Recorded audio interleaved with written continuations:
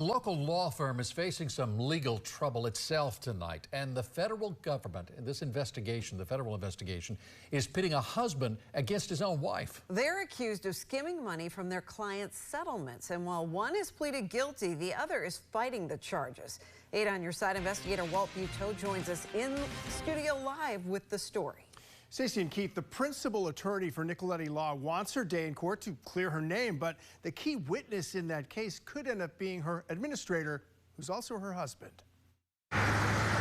Anthony Nicoletti and his wife Nicolette are a team in the picture on the Port Richey law firm sign. They've gone in opposite directions since both were charged with federal crimes. According to court records, they allegedly executed a scheme to, quote, deceive and cheat clients out of part of their personal injury settlements. Todd Foster, the lawyer for Ms. Nicoletti, who's the lead attorney at her firm, sat down with us, emphasizing his client has pleaded not guilty.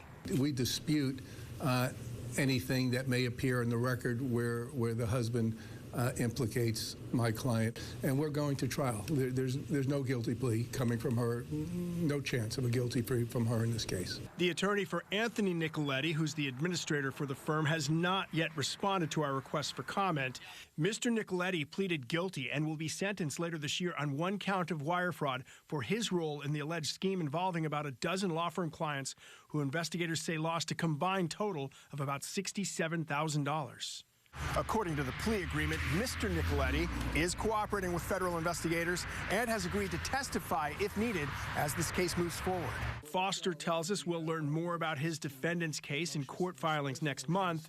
He tells us one backdrop is the Nicoletti's marriage. These two are going through a very contentious divorce, and there's a lot of acrimony and a lot of fighting, which of course is a factor that somebody needs to look at when you evaluate the credibility of an allegation against another person.